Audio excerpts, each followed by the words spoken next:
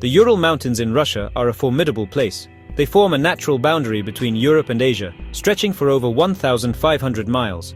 In the winter, this landscape transforms into something else entirely. It becomes a fortress of ice and snow, a place where nature is both beautiful and absolutely unforgiving. Imagine endless forests of pine trees, their branches heavy with snow, creating a silent, white world. The winds here are brutal, whipping across the peaks and through the passes with incredible force. Temperatures can plummet to unimaginable lows, freezing everything solid. It's a place that demands respect, a place where even the most experienced explorers must tread carefully. For centuries, these mountains have been the source of local legends and folklore. Native Mansi people have lived here for generations, and their stories are filled with spirits and powerful forces that inhabit the land. These aren't just simple campfire tales. They are warnings passed down through the ages. They speak of strange occurrences, of places where the veil between our world and another seems thin. The mountains have a way of making you feel small, like an intruder in an ancient kingdom. You can't help but feel a sense of awe, mixed with a healthy dose of fear. It's a land that keeps its secrets well hidden beneath a thick blanket of snow. This rugged, isolated terrain has always attracted adventurers. People who want to test their limits against the raw power of nature. They come seeking solitude and the thrill of conquering the wilderness. But the mountains don't always let you win. They have a long history of swallowing people whole, leaving behind nothing but questions. In the winter of 1959, this vast, frozen expanse would become the setting for one of the most baffling mysteries in its history. A story that would soon be eclipsed by an even more famous tragedy, but one that is no less chilling. It's a reminder that some places are best left undisturbed. Before the world ever heard the name Dyatlov Pass, another story was already unfolding in the deep snows of the Urals. It was a prelude, a quiet, eerie event that seemed to set the stage for the horror to come. This earlier incident involved a lone hiker, a man who ventured into the wilderness and simply vanished. The details of his disappearance are sparse, almost like a whisper, lost in the wind. But for those who know the story, it's a chilling piece of a much larger puzzle. It suggests that whatever happened to the Dyatlov group was not an isolated event. Something was already out there, waiting in the cold. In early January 1959, a seasoned hiker named Oleg Petrov set out on a solo expedition. Oleg wasn't a novice. He was a respected geologist who knew the Urals well. He had spent years mapping the region and was familiar with its dangers. His plan was to trek a remote route north of Ivdel, the same area the Dyatlov group would enter just a few weeks later. He was well equipped with warm clothing, a sturdy tent, and enough supplies for his journey. He told his family he would be back in 2 weeks, sending a telegram from the first village he reached. He was confident and prepared, a man at home in the wilderness he loved. The days turned into weeks, and no word came from Oleg. His family grew worried. 2 weeks passed, then 3.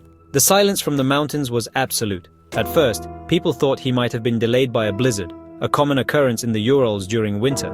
But as more time went by, a sense of dread began to set in. Oleg was meticulous. He would have found a way to make contact if he could. A search party was finally organized, composed of local volunteers and fellow geologists who knew the area. They set off into the biting cold, following Oleg's intended route, hoping to find him hunkered down and waiting out the weather. The searchers faced brutal conditions. Deep snowdrifts made progress slow and exhausting. The temperatures were dangerously low, and the wind was a constant, howling presence. They scoured the landscape, calling out his name, their voices swallowed by the immense, silent forest. For days, they found nothing. It was as if the mountains had completely erased any trace of him. The vastness of the wilderness was overwhelming. Every valley looked the same, every snow-covered ridge a new, impossible challenge.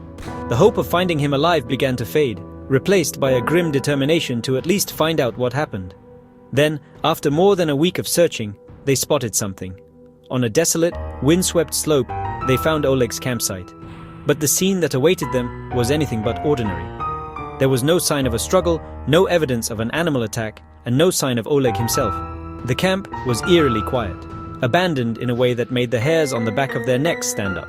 The searchers approached cautiously, a sense of foreboding hanging heavy in the freezing air. They had found his camp, but instead of answers, they had just stumbled into the heart of a chilling mystery. The first thing the search party noticed was the tent.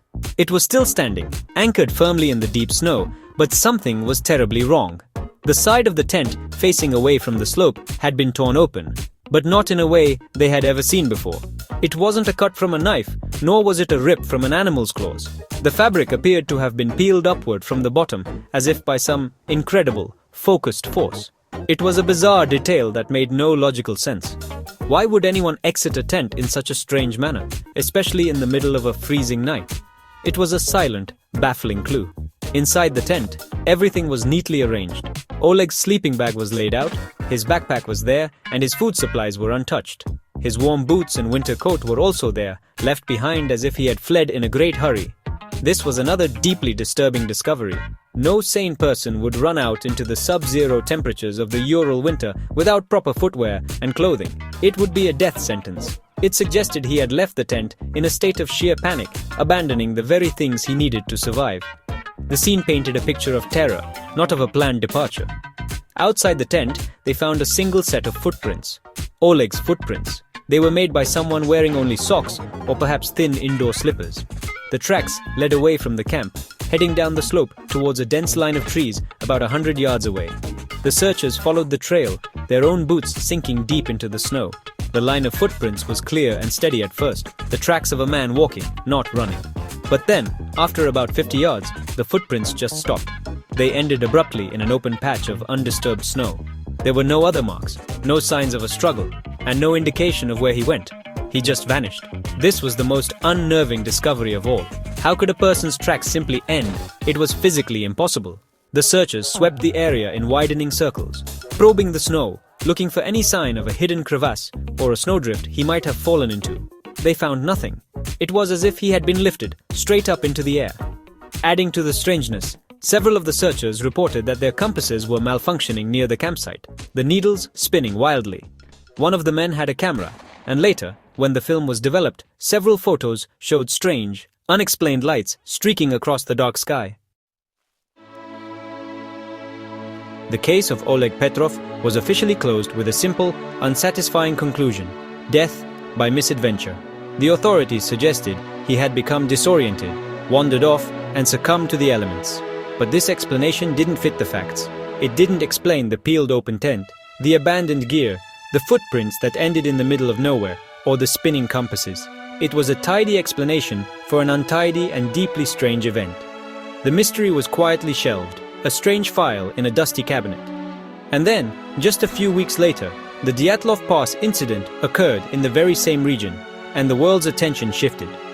The horrific and equally bizarre fate of the 9 Dyatlov hikers became an international story. Their case, with its similar elements of a cut tent, missing clothing, and unexplained injuries, overshadowed Oleg's disappearance completely. In the chaos and investigation that followed the Dyatlov tragedy, the strange prelude of the lone hiker was all but forgotten by the authorities and the public. It became a footnote, a ghost story, told only by the locals who had been part of the initial search. For them, the two events were inextricably linked. They believed that whatever happened to the Dyatlov group had first shown itself with Oleg Petrov. For the people who live in the shadow of the Ural Mountains, the story of the vanished hiker never really went away. It lives on in hushed conversations, a local legend that serves as a stark warning. They remember the fear and confusion of that winter. They remember the search, the impossible scene at the campsite, and the feeling that they were dealing with something beyond their comprehension. For them, it wasn't just a story about a lost hiker. It was proof that there are unknown forces at play in those mountains, things that science and logic cannot explain. The story is a chilling reminder that some secrets are buried deep. To this day, the disappearance of Oleg Petrov remains unsolved, a cold case that echoes the larger mystery of Dyatlov Pass. It raises an unsettling question. What is lurking in the vast, frozen wilderness of the Ural Mountains? The strange lights in the sky, the malfunctioning equipment, and the impossible vanishing act all point to something far outside the realm of ordinary experience. While the world focused on one tragedy, another, quieter one, hints at a persistent and unknown presence. It leaves you with the eerie feeling that something was awake in the Urals that winter, and it might still be out there, waiting in the silence and the snow.